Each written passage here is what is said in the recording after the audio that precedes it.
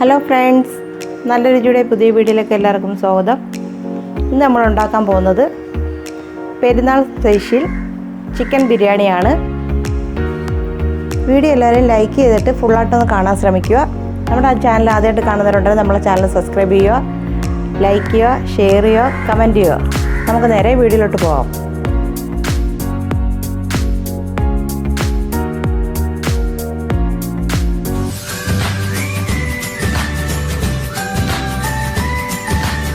അപ്പോൾ ബിരിയാണി ഉണ്ടാക്കാനായിട്ട് ഞാൻ 3 വലിയ സവാളയാണ് എടുത്തേക്കുന്നത്. അത് കനം കുറച്ച് അരിഞ്ഞെടുത്തിട്ടുണ്ട്. ഒരു 8 പച്ചമുളക് ചതച്ചെടുത്തിട്ടുണ്ട്. അല്ലെങ്കിൽ ഒരു വലിയ കഷ്ണം ഇഞ്ചി ചതച്ചെടുത്തിട്ടുണ്ട്. ഒരു 10-15 വെളുത്തുള്ളി ചതച്ചെടുത്തിട്ടുണ്ട്. ഇത് വലിയ വെളുത്തുള്ളിയാണ് 15 എടുത്തേക്കുന്നത്.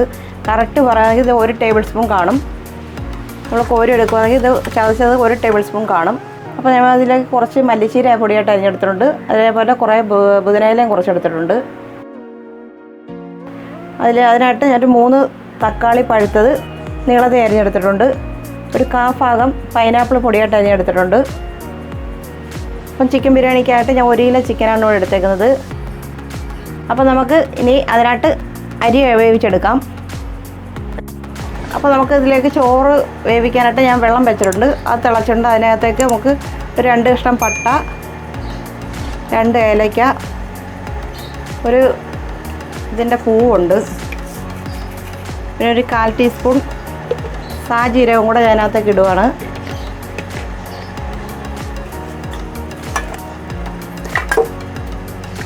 നമുക്ക് ചോറ് വേവിക്കാൻ ആവശ്യത്തിനുള്ള ഉപ്പ് വേണം. ഇതിനകത്തൊക്കെ നമുക്ക് ആവശ്യത്തിനുള്ള ഉപ്പും കൂടി ഇട്ട് കൊടുക്കാം.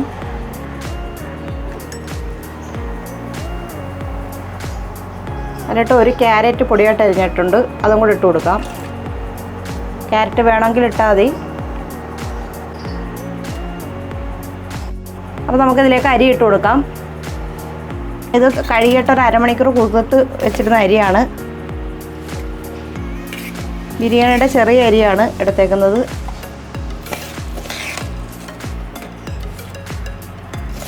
ഇത് 1 കിലോ അരി അടുപ്പിച്ച് അരി ഇട്ടിട്ടുണ്ട്.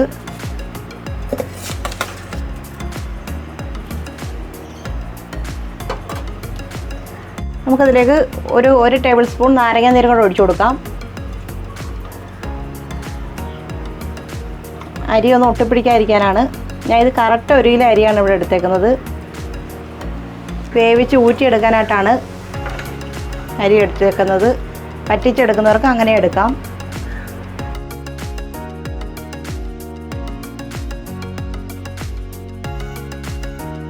നമുക്ക് ഈ ചോറ് വേവിക്കാനായിട്ട് ഒരു 2 കഷ്ണം രമ്പയിലയും കൂടെ ഞാൻ അതിനകത്തേക്ക് കെട്ടിയിടുവാണ്. ഉണ്ടെങ്കിൽ മാത്രം ഇട്ടാൽ മതി. ഇവിടെ ഇപ്പോൾ എനിക്ക് ഉണ്ടായതുകൊണ്ട് ഞാൻ അതിനകത്തേക്ക് ഇട്ടതെന്നേ ഉള്ളൂ.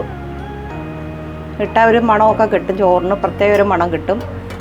നമ്മളൊരു പാൻ വെച്ചിട്ടുണ്ട്. അതിലേക്ക് ആവശ്യത്തിനുള്ള എണ്ണ ഒഴിച്ചു കൊടുക്കാം. ഞാൻ ഇവിടെ എടുത്തേക്കുന്നത് വെളിച്ചെണ്ണയാണ്. അതിലേക്ക് നമുക്ക് അണ്ടിപ്പരിപ്പ് മുന്തിരിങ്ങയും വറുത്തെടുക്കാം.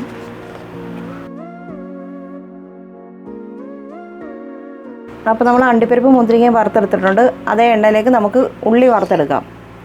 അപ്പോൾ നൈസായിട്ട് അരിഞ്ഞ് വെച്ചാൽ ഉള്ളി അതിനകത്തേക്ക് നമുക്ക് ഇട്ട് കൊടുക്കാം.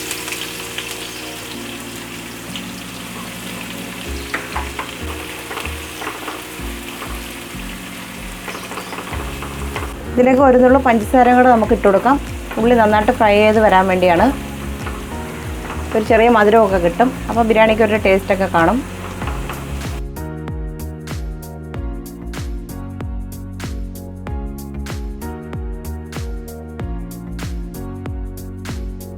അപ്പോൾ ഉള്ളി ഫ്രൈ ആയിട്ടുണ്ട്. ഈ ഒരു പരുവത്തിൽ നമുക്ക് കോരിയെടുക്കാം. അപ്പോൾ ഇതുപോലെ നമുക്ക് ബാക്കിയുള്ള ഉള്ളിയും കൂടെ ഫ്രൈ ചെയ്തെടുക്കാം.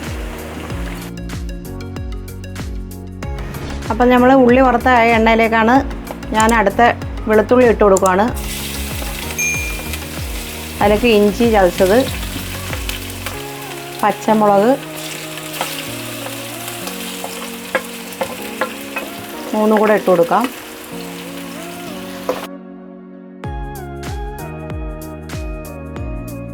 ഇതിലേക്ക് കുറച്ച് എണ്ണയുടെ ആവശ്യം കൂടെ. നമുക്കിതിലേക്ക് കുറച്ച് എണ്ണയും കൂടെ ഒഴിച്ചു കൊടുക്കാം.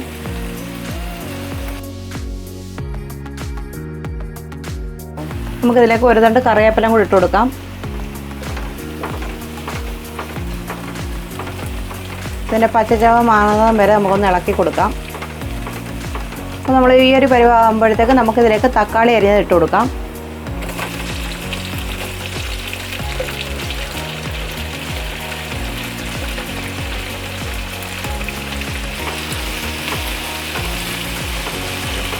നന്നായിട്ടൊന്ന് ഇളക്കി തക്കാളിയെല്ലാം നന്നായിട്ടൊന്ന് ഉടഞ്ഞ് വരുന്നിടം വരെ ഒന്ന് വെന്ത് കിട്ടണം നമുക്ക്.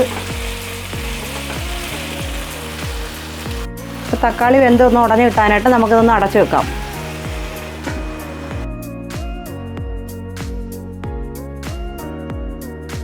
അപ്പോൾ നമുക്ക് ഇതിലേക്ക് ഒരു പിടി പൈനാപ്പിളും കൂടി ഇട്ട് കൊടുക്കാം.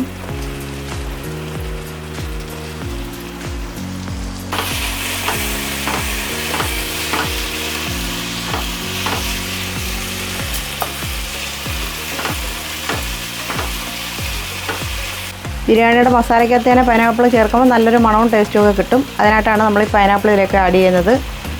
ഇനി നമുക്കിതിലേക്ക് ഒരു അര മുതൽ 3/4 ടീസ്പൂൺ വരെ കുരുമുളക് പൊടി നമുക്ക് അതിനകത്തേക്ക് ഇട്ട് കൊടുക്കാം. 1 ടീസ്പൂൺ ഗരം മസാല നമുക്ക് വേണമെങ്കിൽ പിന്നെ ഇട്ട് കൊടുക്കാം. 1 ടീസ്പൂൺ മുളക് പൊടി,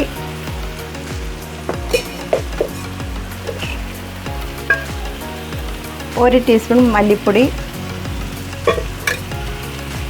എന്നിട്ട് നമുക്ക് നന്നായിട്ട് ഇളക്കി കൊടുക്കാം.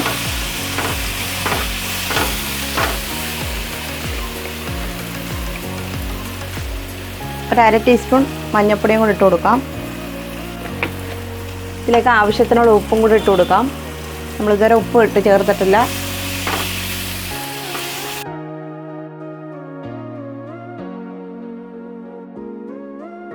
ഇതിലേക്ക് കുറച്ച് പുതിനയില, കുറച്ച് മല്ലിച്ചീര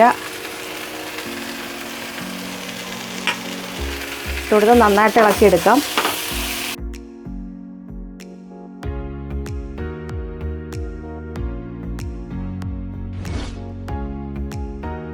വീഡിയോ കാണുന്നവരാരും നമ്മളെ ചാനൽ ലൈക്ക് ചെയ്യുന്നില്ല. അപ്പം നമ്മുടെ ചാനൽ കണ്ടിട്ട് എല്ലാവരും ഒന്ന് ലൈക്ക് ചെയ്തിട്ട് വീഡിയോ കാണാൻ ശ്രമിക്കുക. എങ്കിൽ മാത്രമേ മറ്റുള്ളവരിലേക്ക് നമ്മളെ വീഡിയോ എത്തത്തുള്ളൂ. അപ്പോൾ എല്ലാവരും ഒന്ന് സഹകരിക്കുക. അപ്പോൾ നമുക്കിതിലേക്ക് ഒരു അരക്കപ്പ് തൈരും കൂടെ ചേർത്ത് കൊടുക്കാം. ഞാൻ ഇതിൽ പുളി കുറഞ്ഞ തൈരാണ് ഇവിടെ എടുത്തേക്കുന്നത്.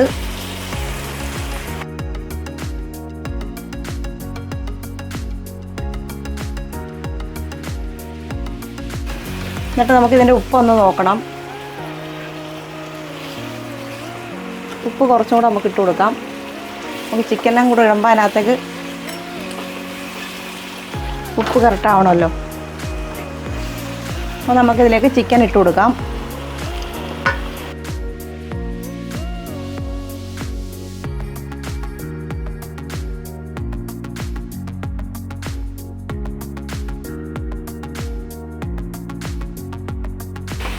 അപ്പോൾ തന്നെ നല്ല മണമാണ്, നല്ല ബിരിയാണിയുടെ മണമൊക്കെ വരുന്നുണ്ട്.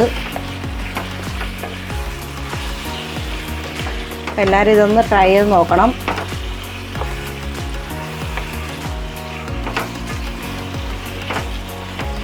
അപ്പോൾ നമുക്ക് ഈ ചിക്കൻ ഒക്കെ ഇട്ടിട്ടുണ്ട്. ഒരു 2-3 മിനിറ്റ് ഒന്ന് അടച്ചു വെക്കാം. അപ്പോൾ നമ്മൾ വറുത്ത് വെച്ച ഉള്ളി കൈ കൊണ്ടൊന്ന് പൊടിച്ചിട്ട് നമുക്കിതിലേക്ക് ഇട്ട് കൊടുക്കാം.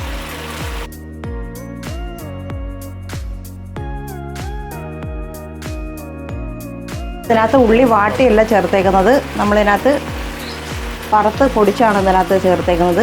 കൈ കൊണ്ട് തന്നെ ഒന്ന് പൊടിച്ചാണ് എടുത്തേക്കുന്നത്.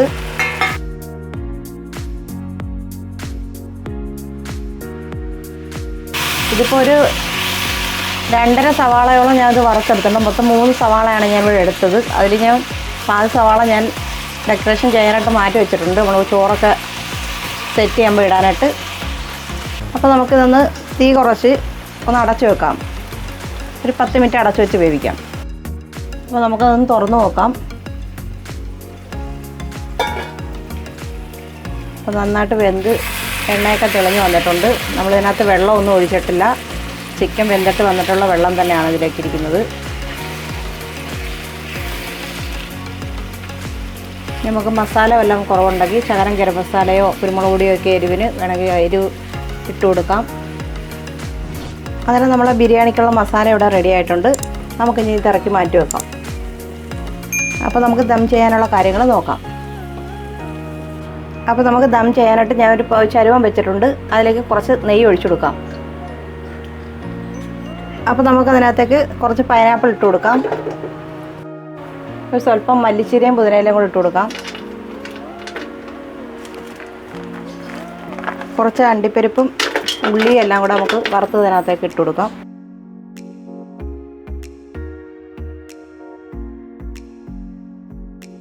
ഇനി നമുക്കിതിൻ്റെ മുകളിലേക്ക് മസാല ഇട്ട് കൊടുക്കാം.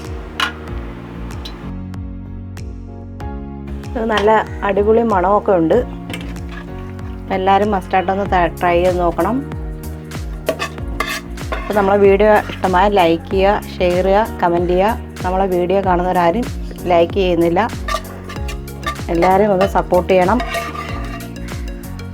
നമുക്കിതിൻ്റെ മുകളിലേക്ക് ശകലം കുരുമുളക് പൊടി ഇട്ട് കൊടുക്കാം. അതുപോലെ തന്നെ നമുക്ക് സ്വല്പം ഗരം മസാലയും കൂടി ഇട്ട് കൊടുക്കാം. ശകലം പൈനാപ്പിൾ വേണമെങ്കിൽ ചേർത്താൽ മതി. ഇതിനകത്തൊക്കെ ഞാൻ ഇട്ടതേ ഉള്ളൂ. ചോറ് വെന്തുടഞ്ഞൊന്നും പോയിട്ടില്ല. നല്ല പാകത്തിനാണ് വെന്തേക്കുന്നത്. ഒരു 10-15 മിനിറ്റ് കൊണ്ട് എനിക്ക് ഈ അരി വെന്ത് കിട്ടി.